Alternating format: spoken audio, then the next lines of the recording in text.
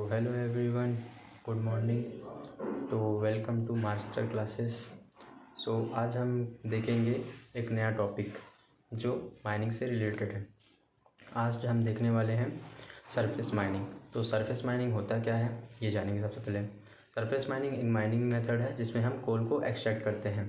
कोल को जब हम ओवरबर्डन जो ऊपर का जो रॉक्स होते हैं उसको निकालते हैं, देन उसके बाद हम कोल को एक्सट्रैक्ट करते हैं। तो इस माइनिंग मेथड को क्या कहते हैं?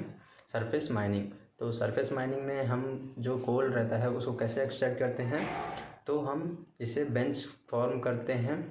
जैसे जैसे हम बेंच फॉर्म करते जाते हैं देन हम कोल सीम के पास पहुंचते हैं। उसके बाद हम क्या करते हैं? कोल को एक्सट्रैक्ट करते हैं। देन उसके बाद हम क्या करते हैं? बेंच फॉर्म करते हैं। तो बेंच क्या होता है? बेंच एक हॉल रोड टाइप का एक्सपोज्ड एरिया होता है जिसमें हम क्या करते हैं? ट्रांसपोर्टेशन सिस्टम करते हैं और बेंच फॉर्म करते करते कोल सीम तक पहुंचते हैं। तो सबसे पहले हम जानेंगे कि बेंच के पैरामीटर्स क्या होते हैं। बेंच का जो टॉप मोस्ट पार्ट होता है उसको हम क्रेस्ट के नाम से जानते हैं, और जो बेंच का लोअर मोस्ट पार्ट होता है उसे हम टो के नाम से जानते हैं। क्रेस्ट और टो की जो लाइन मिलाती हुई जाती है और जो हॉरिजॉन्टल के साथ एंगल बनाती है उस एंगल को स्लोप एंगल या फेस एंगल कहा जाता है। ठीक है। तो फिर जो toe upper most part of the bench and lower most part of the bench, इन दोनों का जो वर्टिकल डिस्टेंस होता है उसे हम बेंच हाइट के नाम से जानते हैं।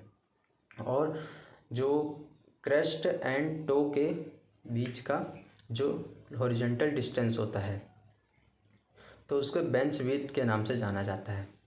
बेंच विड्थ कितना होना चाहिए ये सब CMR 2017 में जैसा कि हमें बताया गया है कि बेंच विड्थ जो होता है जो दो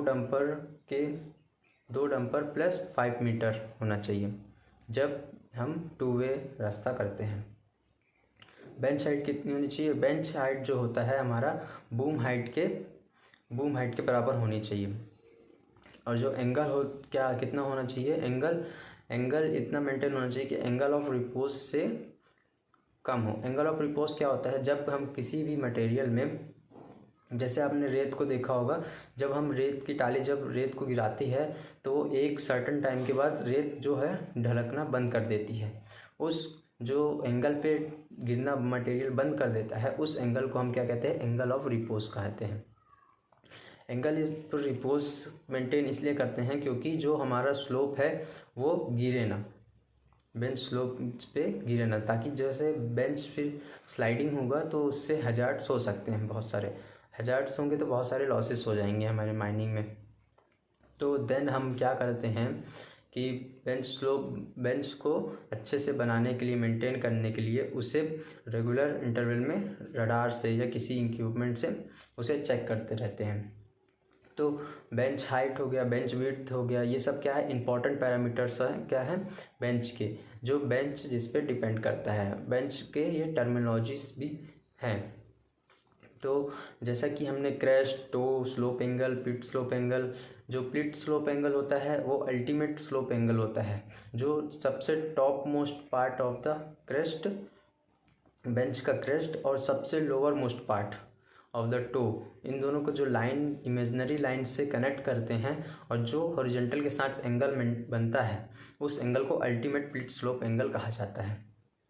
देन बर्म क्या होता है? बर्म एक सेफ्टी पर्पस से इसे बनाया जाता है ताकि डंपर जो है हमारा ओवर राइडिंग होकर कहीं स्लाइडिंग पे गिर नहीं जाए।